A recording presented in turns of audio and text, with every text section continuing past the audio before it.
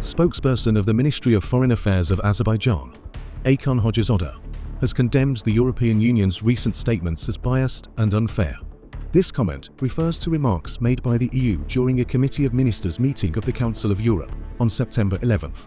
The statement also addresses concerns raised by the Committee for the Prevention of Torture and Inhuman or Degrading Treatment and Punishment in its public statement issued on July 3rd.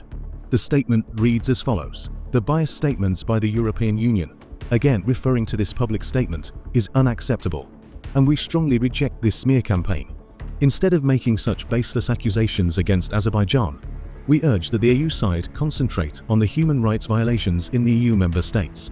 The EU is yet to properly investigate and adequately comment on the facts surrounding the killing of Yellow Vest protesters in France, torture against indigenous population in overseas territories as a result of French neo-colonial policy, the growth in the cases of bribery and corruption within the EU institutions, Islamophobia, and attacks on Muslims.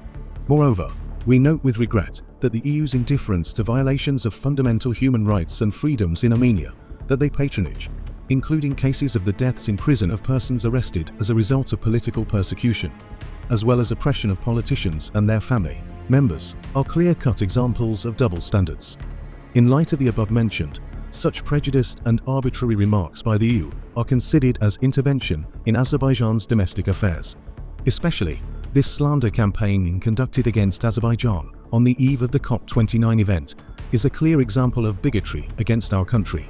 In Azerbaijan, all the human rights are protected, and Azerbaijan is making great progress not only in the protection of persons deprived of their liberty, but also in bringing relevant practices up to commonly accepted international standards. Therefore, the mentioned claims by the European Union are completely baseless.